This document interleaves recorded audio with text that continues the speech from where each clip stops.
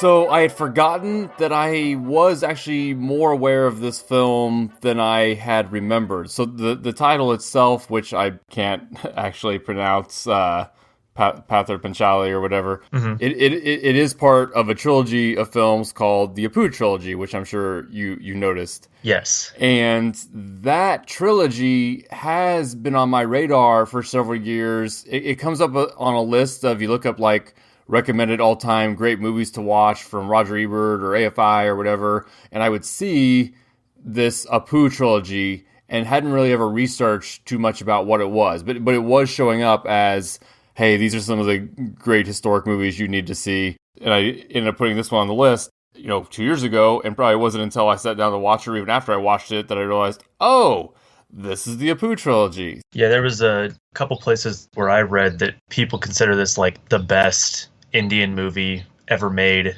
Like, some people have this in their top 10 greatest movies of all time list. Yes. I don't think it's necessarily that high on my list.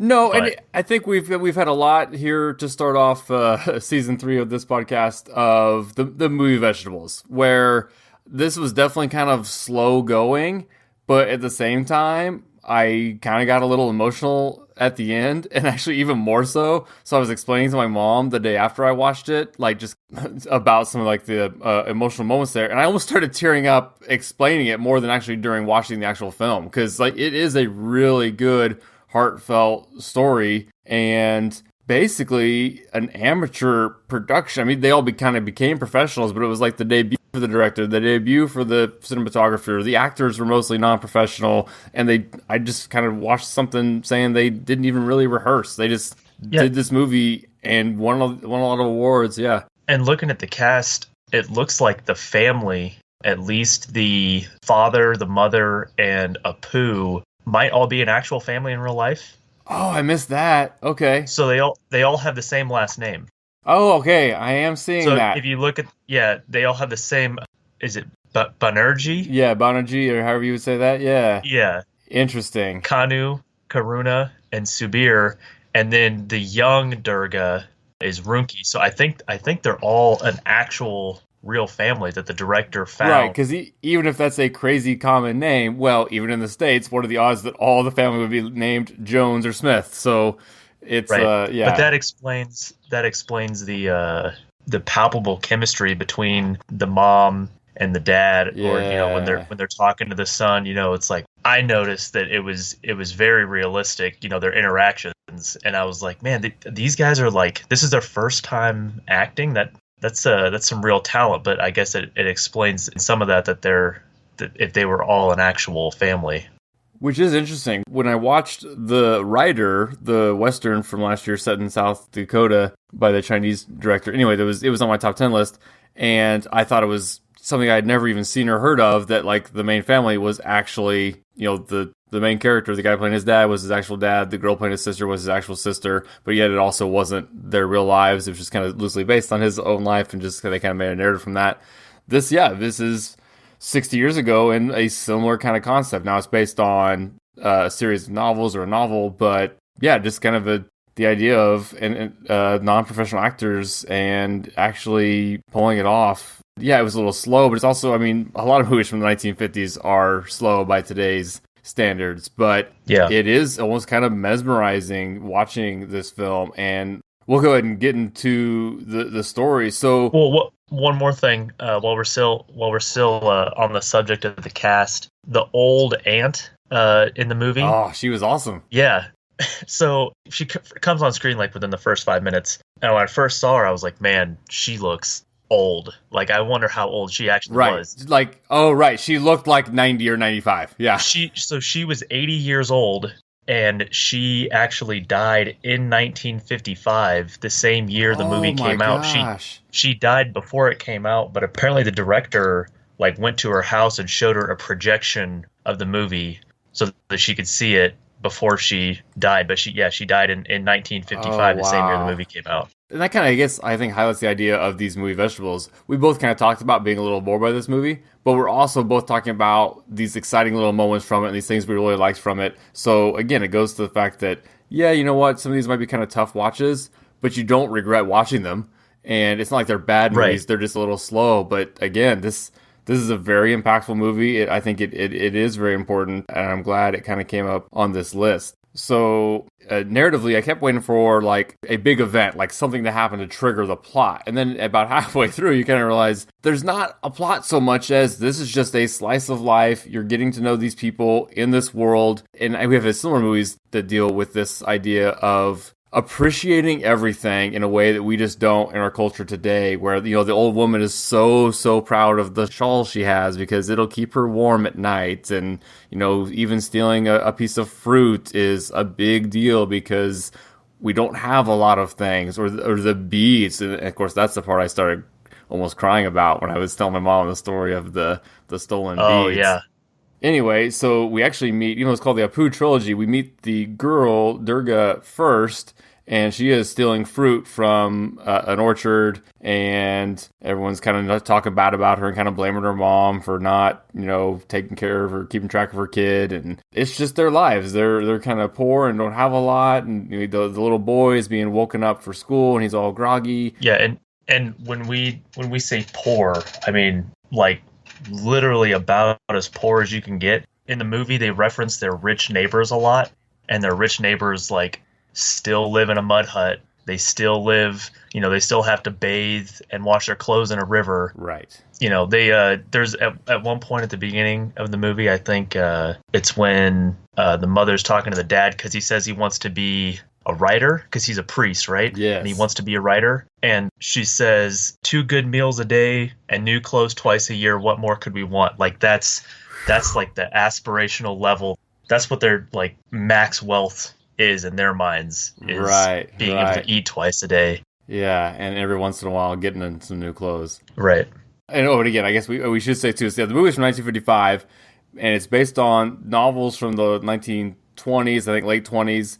And then those were set in the 19-teens, which is why it puts it on our timeline here in the early 19-teens, and just before we'll get into World War I in our next few weeks here. So I know it's kind of jumping ahead in the timeline a little bit, but I think it's important that we talk about the fact that it came out in 1955, just to kind of set the context of the film itself. The movie the movie is kind of made as this like, this callback to a pre-partition India, or specifically a pre-partition Bengal, because the director, and this is probably an incorrect pronunciation, but Satyajit Ray is how it looks on Wikipedia, at least. That's pretty good, because it's spelled Ray, but I heard too that it was Rai, Yeah, so he's Bengali, and obviously we're going to talk about this more when we talk about Gandhi, but in 1947 you have the split in India, the partition, where the British government partitions India into Pakistan and India.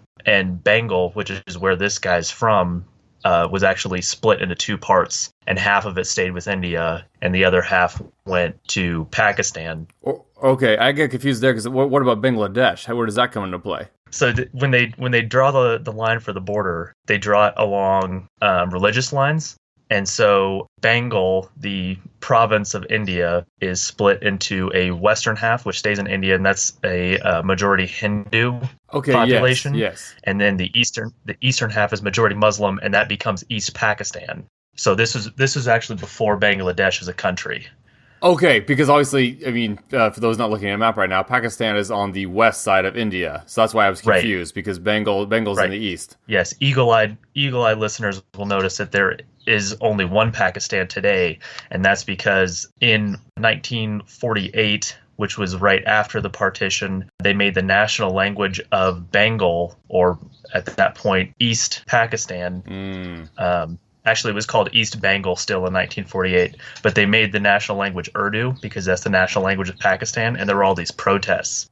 And then in 1952, there was a protest where a bunch of protesters got killed at the University of Dhaka in East Bengal. And then in 1955, which is the same year the movie came out, they renamed East Bengal East. So the fact that this movie comes out in 1955 and is like, it's a Bengali language movie, and it's about, a slice of life in pre-partition Bengal, it's like a sweet memory of an earlier time where they're, all they had to worry about was where they were going to get their food. and all this conflict didn't exist yet. But you talk about Bangladesh in 1971. There was a war, like there usually is, and East Pakistan ended up becoming Bangladesh in 1971. Okay. Well, yes, thank you for that. And actually, that is good context that I hadn't thought about. I was more kind of focusing on just the language itself. We always think of India and the language Hindi, but it's not a monolith. That you do have, up in Pakistan, it's Urdu, and then over here in the east side of India, in the Bengal area, it was Bengali. So right.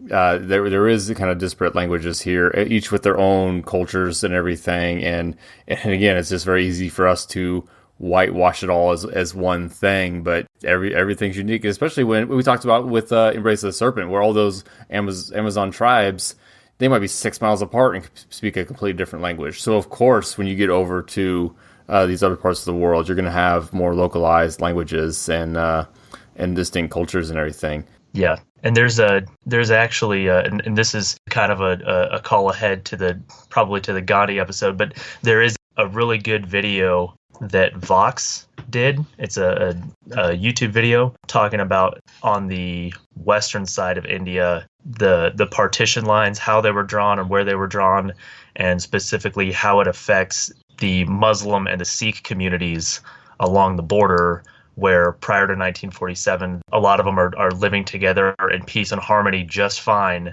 And then all of a sudden, British government draws a line and says, hey, this is about to be two countries, move one way or the other, and there's huge mass migration each way, which is never good, and obviously comes with a lot of violence and problems that are still causing problems to this day, 75 years later. And we've seen the reverse of that in Ireland, where there was the horrible violence when the border was more distinct and more a stricter border between Ireland and Northern Ireland. That's when all the violence was. And then when you had the introduction of the EU and more free-flowing traffic of goods and people and everything, my understanding is that's the biggest thing that helped drop the violence. And now they're worried with the Great Britain pulling out of the EU that violence could escalate. And that was, of course, the Protestant Catholic line, just like you're talking here with the Sunni and the Shia or whatever.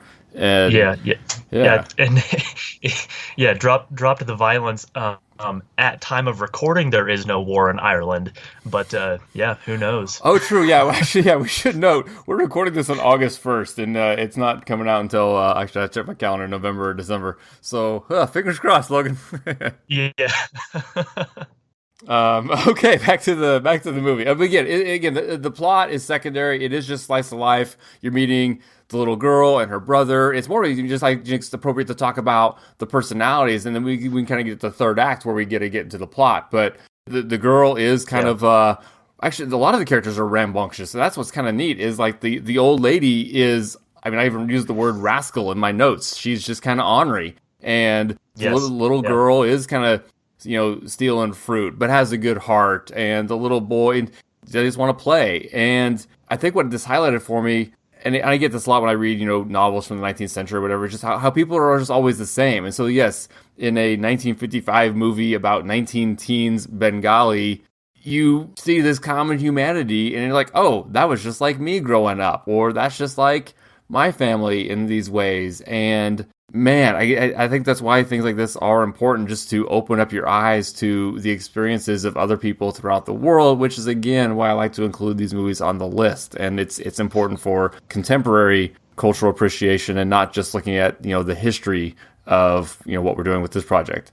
Yeah, it's important to watch stuff like this, if for no other reason.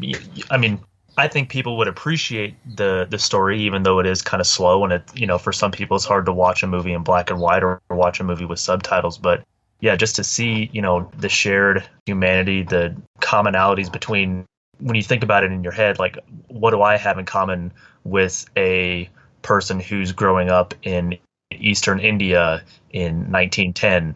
And, you see something like this, actually quite a lot. Right. Way more than is different, honestly. I mean, yes. Everybody's worried about money. Everybody's worried about, the parents are worried about their kids. When there's no food, they're worried about food. The mom and she's worried about how she's going to look in front of the other neighbors. Yes. If she's borrowing too much money from the rich neighbor. I mean, that's stuff that you could very conceivably find in a movie made today about, suburban America. Right. The girls teasing each other about boys. Now, yes, again, they're talking about arranged marriages and finding matches or having their parents arrange matches, but they're still kind of like planning their weddings and giggling about boys. And there's a scene where the kids are playing tic-tac-toe in school. I thought it was neat too. So like the traveling candy salesman is kind of going door to door and asks if they would want any sweets, and then they can't get any money from their mom, so the guy goes on to the next place, but then the kids just follow him anyway. And in my mind, I was just like, oh, they're just following the ice cream truck equivalent in 19 teens Bengali here. So again, just those commonalities. Yeah. Oh, when another instance of the the common shared humanity is when they go to the play. Yes. Where the acting troupe comes to town, and I wrote in my notes here, Apu's go to the play, and then the in parentheses Indian Game of Thrones. Oh, I don't know. Yeah, the show they watch is very much, I guess, the kings and queens and the struggle thing. Yeah, it's like the king was like upset at his son-in-law. And the daughter is trying to save him, and then the king's brother is also trying to kill the son-in-law. And then by the end of the play, it's a 4-way sword fight between the king, his son-in-law, his daughter, and his brother. And of course, and then the follow-up is then they go home, and the little boy wants to dress up like the people in the play he just saw.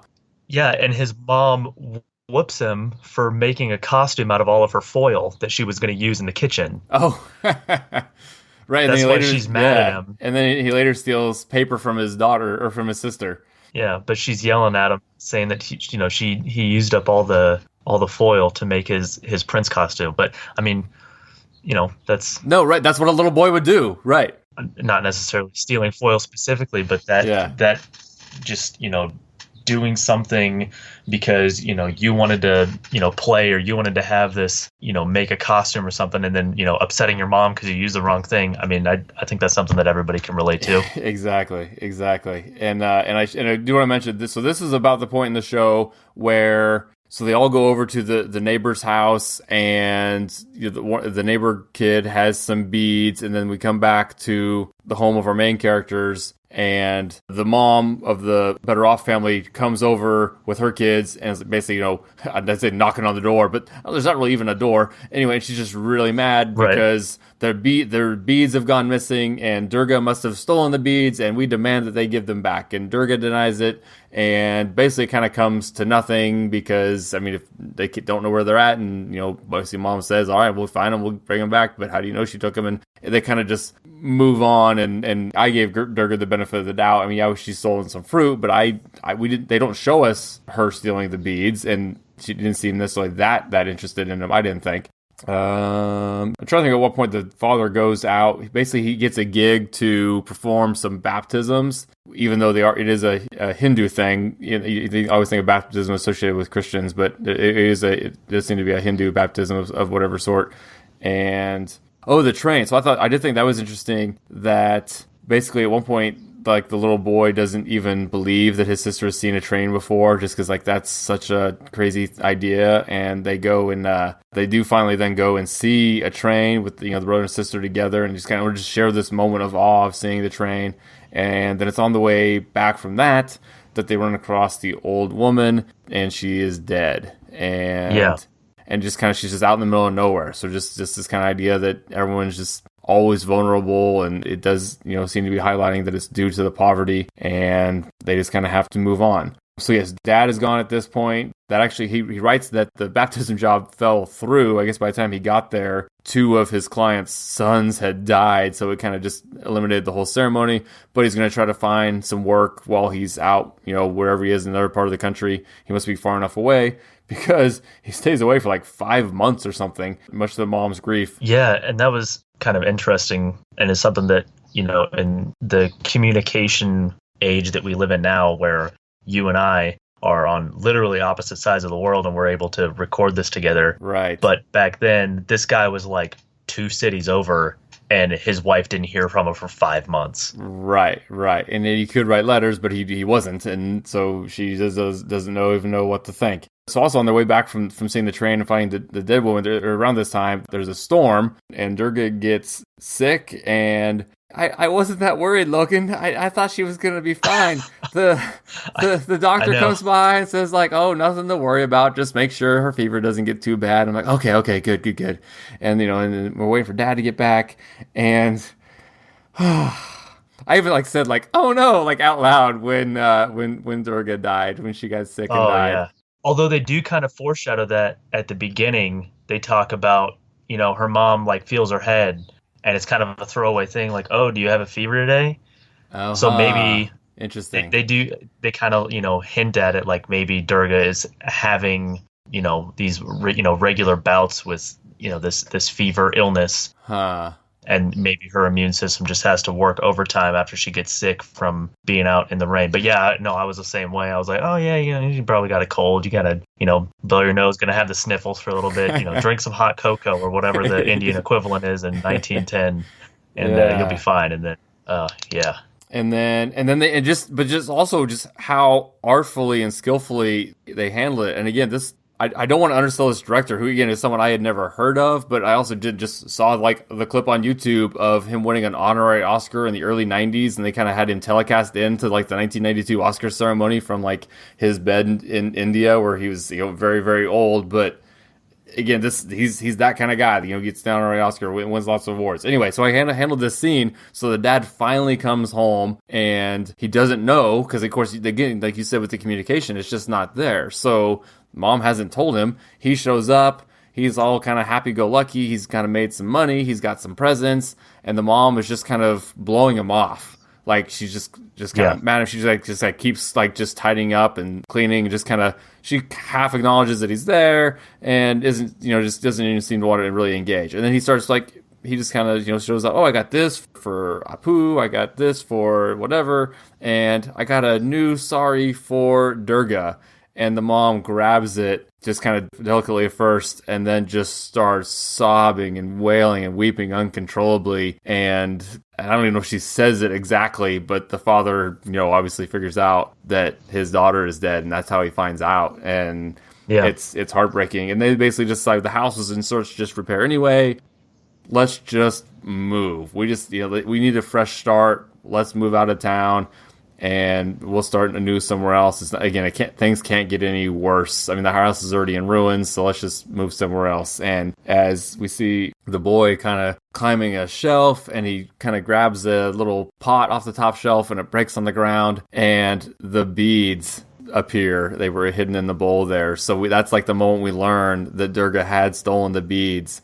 And I'm getting chills now just thinking about it. So the little boy grabs them up and goes and throws them in the pond, so no one will ever find them and know that his sister stole the beads. And oh my gosh, I'm about to cry right now. It's so powerful, and it's just so well handled. And I think a lot of that scene between the mom and the dad, it probably is reliant a lot on really good direction from the director, but I think a lot of it too is the mom's performance. Oh, absolutely. Is incredible. And she actually, for the second movie in the Apu trilogy, she won a BAFTA for her role in that movie. Really? Okay. Yeah, in like 1956 or 1957, whenever it was a couple years later, I think.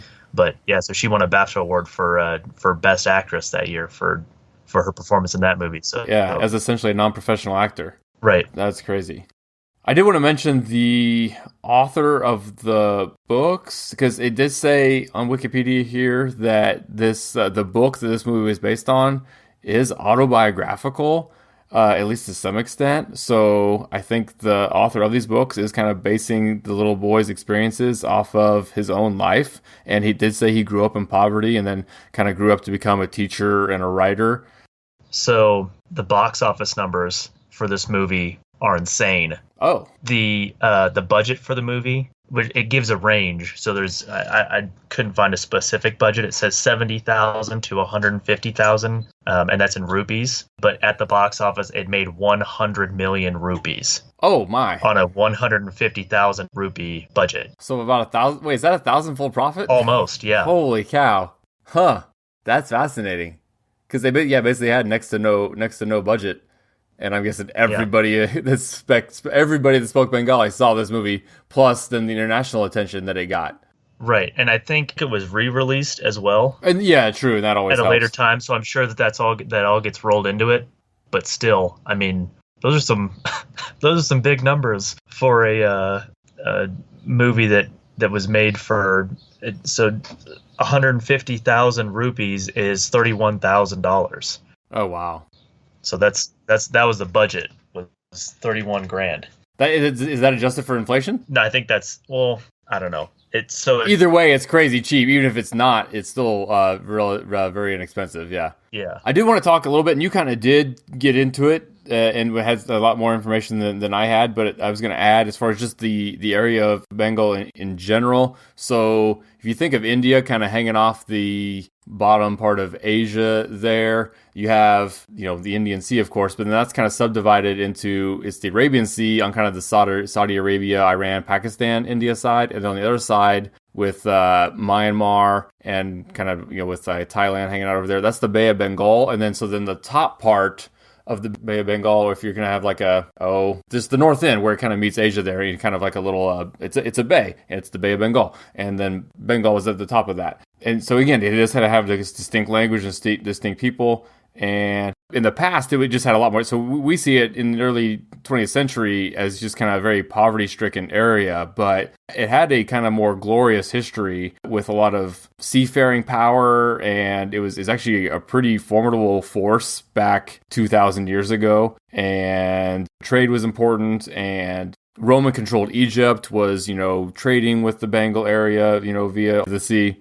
It did have the Islamic influence, and it became something called the Bengal Sultanate in the 14th century, and then that was later absorbed into the Mughal Empire that we've talked about as kind of being on the periphery when we dealt with Tukaram, the old poet there. So again, a very culturally and historically rich part of the world. Yeah, which is why, you can totally sympathize with the people who lived there when all of a sudden the British government says, hey, now you're part of Pakistan, and then the Pakistani government says, hey, yeah, you're that language that all of you speak there, it's not the national language anymore. Now it's Urdu. Oh, and also don't even think about protesting, because now public assembly and protests are against the law, which is exactly what happened. Wow. And then, they protested anyway. And that was the one of the main kind of kicked off their independence movement all the way back in 1952 with the University of Dhaka protests, where a bunch of them got killed basically for having an illegal staging an illegal demonstration, or what the Pakistani government said was an illegal demonstration, because they didn't want to have to speak Urdu. They wanted to maintain some Bengal identity, and then. Eventually they did get Bengali was added as a national language of Pakistan in 1956, but by that time, kind of the damage had already been done. And then throughout the 60s, throughout the 60s, there was basically a genocide in what is now Bangladesh, and it led to the Bangladesh Independence War, and the deciding factor was that India basically sided with Bangladesh, and is just one of the many, many reasons why India and Pakistan, at least the governments of India and Pakistan, basically hate each other to this day. Right. Tensions there are always super, super high. But like you see in this movie, so, the movie takes place in, somewhere that before 1947, that was just, people were just neighbors. Like that was just, where they lived. And then in 1947, all of a sudden there's a hard line drawn and a border fence is put up. At least that's the case on the western side of India. And now it's, these are two separate countries. Right. Almost when you allow, people a little more freedom with where they can kind of work and live, there are fewer problems. Huh. Yeah. Yeah, you could almost have an entire podcast series all about, well, people devote their entire life study to it, but just about how, and I don't want to villainize the British unnecessarily here or make it sound like they're the only empire that did messed up stuff, but the way that they drew borders kind of caused problems 100 years. Yeah. Not even in a roundabout way. A lot of that is like the direct cause of a lot of the problems that are still going on in the Middle East today. Yes, because they weren't doing it with actual human beings in mind. It's just stuff on a map, and again, it goes back to what we talked about before about them saying, it was I don't want to say it's white supremacy. The British Empire were essentially white supremacists if you think about it. Yeah, well, and just kind of the way that they looked at India was, oh well, the Indians, they don't really know how to rule themselves. We need to go teach those backward savages how to do it. Right. We need to teach them how to become proper human beings like us British. But again, and they weren't the only empire to do that. Obviously, we live in America, which is not without blame, for causing problems in other places in the world. But I think next week for the listeners, when we talk about Lawrence of Arabia, that region too, and that's actually a big part of that movie is how the European powers want to divide up the Middle East basically for themselves with absolutely no regard for the local cultures, what groups of people actually live where. It's just all about how are we going to carve out this land for ourselves, boys. Yep. Yeah, so on Rotten Tomatoes, this movie is a 98% with 43 reviews. So basically, there's that one person who apparently didn't like it out of 43 critics. And so boo to them. Because again, even though it was a little slow, and I thought about kind of taking a break halfway through, but no, actually, I did. I didn't. I don't think I even hit pause. I watched it straight through. But yeah, it was a little slow. But it was beautiful. It was a beautiful film, and I do highly recommend it. And I will try at some point to maybe finish this trilogy. So yes, and we're going to be spending the next few weeks on World War One. So this movie kind of leads us right up for the early 19 teens. That means World War One is just around the corner. So tune in next week when we will be discussing Peter Weir's Gallipoli.